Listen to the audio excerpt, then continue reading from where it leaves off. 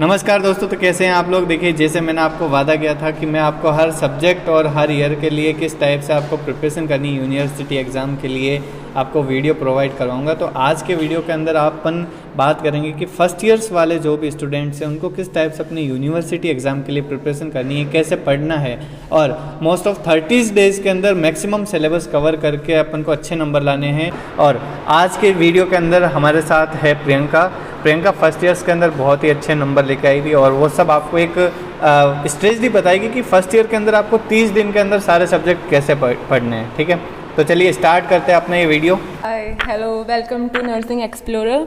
और जैसा कि मेरे बैचमेट पवन ने बताया कि मैं आज आपको बताने वाली हूँ कि फ़र्स्ट ईयर में कौन कौन से सब्जेक्ट होते हैं और उसको किस तरह पढ़ा जाए। ठीक है, तो हम सबसे पहले बात करते हैं कि मतलब मेनली तो हम पूरे साल पढ़ते हैं, बट जो मेन फोकस होता है वो हमारा लास्ट के 30 डेज़ में होता है। ये तो हम सब मानते हैं।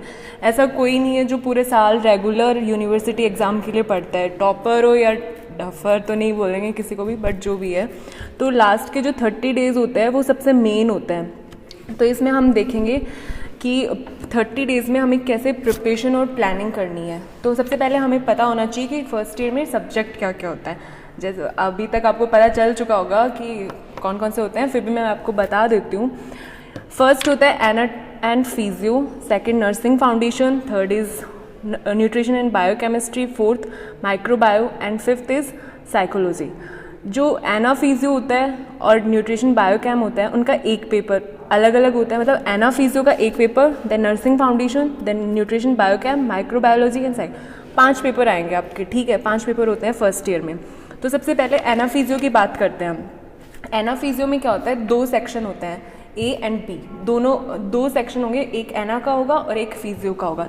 दोनों में आपको 5-5 क्वेश्चन मिलेंगे एंड दोनों की अलग अलग कॉपीज़ मिलेंगी और उनमें से आपको सिर्फ 3-3 क्वेश्चंस करने हैं।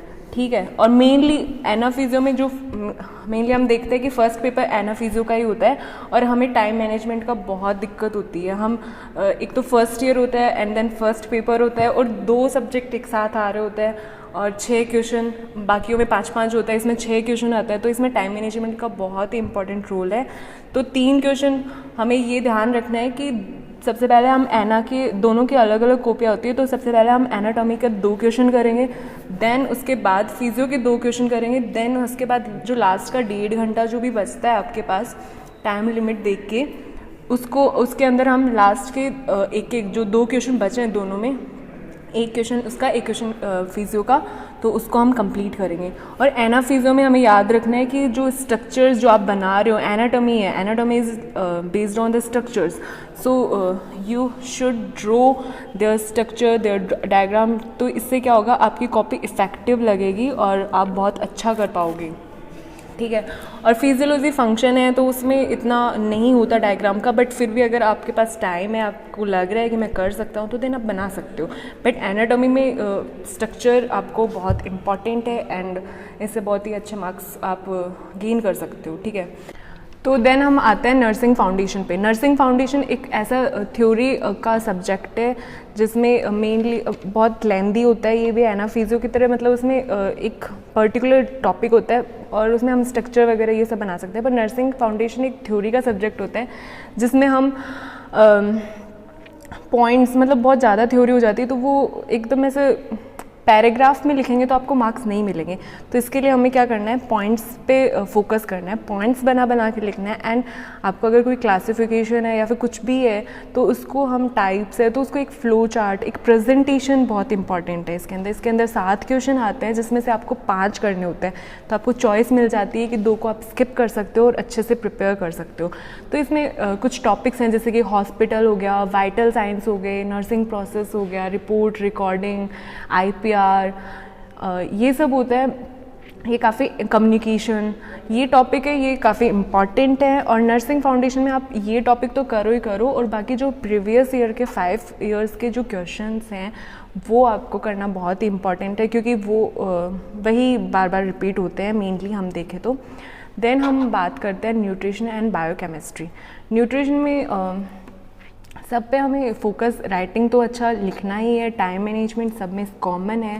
देन न्यूट्रिशन में मैक्रो एंड माइक्रो न्यूट्रिएंट्स आते हैं, यही होता है। इसमें भी क्या होता है, एक साथ पेपर होता है और इसमें 2 पार्टीशन आते हैं, जैसे एनाटॉमी एंड फिजियो में था A एंड B सेक्शन होता है और दोनों की अलग अलग कॉपी मिलती है और इसमें भी 3-3 क्वेश्चन करना होता है। तो इसमें भी टाइम मैनेजमेंट का होता है, बट एना फिजियो में थोड़ा फर्स्ट पेपर होता है तो थोड़ा होता है, बाकी इसमें हो जाता है तब तक हम पेपर न्यूट्रिशन एंड बायोकेमिस्ट्री का आता है। तो इसके अंदर मैक्रो एंड माइक्रो न्यूट्रिएंट्स पे हमें फोकस करना है और बायोकेम में हमें मेनली साइकिल्स पे बहुत ज़्यादा फोकस करना है, क्योंकि साइकिल्स तो रिपीटेडली आती ही हैं और बायोकेम में हैं भी ज़्यादातर साइकिल्स, तो हमें साइकिल्स पे काफ़ी फोकस करना है और बहुत क्लियरली उसको रिप्रेजेंट करना है ताकि हमें दिखे। और साइकिल्स जो आपने बनाई हैं उसके साथ साथ उसको थ्योरी वे में भी उसको रिप्रेजेंट करें, उसको लिखें, तो आपको फुल मार्क्स मिलेंगे। ऐसा नहीं है कि साइकिल पूछिए तो सिर्फ साइकिल बना के आप आ जाओ, नहीं, अगर आपके पास टाइम है तो साइकिल के साथ साथ आप उसको थ्योरी वे में भी लिखो, तो आपको बहुत अच्छे एक फुल मार्क्स लाने की ट्रिक है ये, ठीक है। बाकी आप टीचर से कंसल्ट कर सकते हो।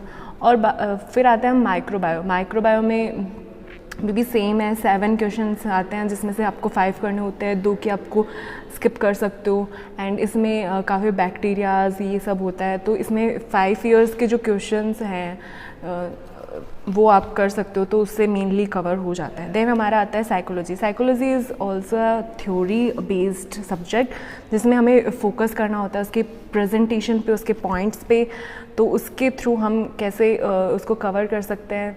साइकोलॉजी में जो डेफिनेशन होती है वो मेनली इस पे मेन फोकस करना है कि जो डेफिनेशन है वो उसमें हम जो ऑथर का नेम है वो हम उसके साथ में अगर लिखेंगे तो बहुत अच्छा प्रेजेंटेशन होगा, बहुत अच्छा, मतलब जो एग्जामिनर है उसके सामने आपकी काफ़ी अच्छी इमेज बनती है, क्योंकि उसको लगता है कि हाँ इसको आता है। तो डेफिनेशन के साथ ऑथर का नाम ज़रूर लिखें।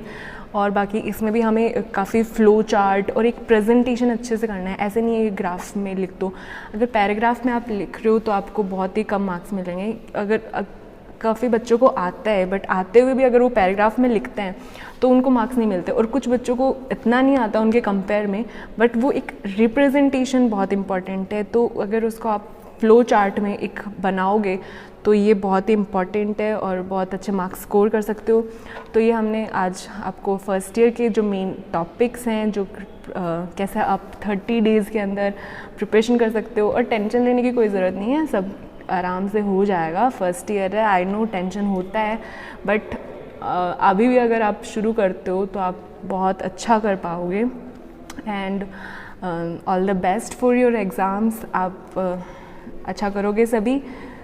और मेन ये है कि 5 साल के जो क्वेश्चंस हैं, जो सॉल्ट पेपर तो सबने ख़रीद लिया होगा, तो जो 5 साल के क्वेश्चंस हैं उनको क्वेश्चंस लो, आंसर मत लो सॉल्ट पेपर से।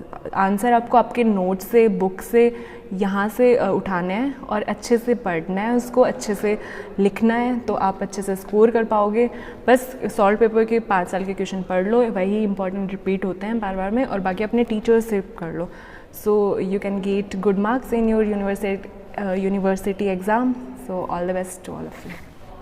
ठीक है, तो दोस्तों आई होप आपको फर्स्ट ईयर के एग्ज़ाम क्लियर करने में इस वीडियो से बहुत ज़्यादा हेल्प मिलने वाली है। तो बाकी सब आप अपनी प्रिपरेशन कंटिन्यू रखिए और इन जो सारे स्टेप्स हैं उनको फॉलो करिए।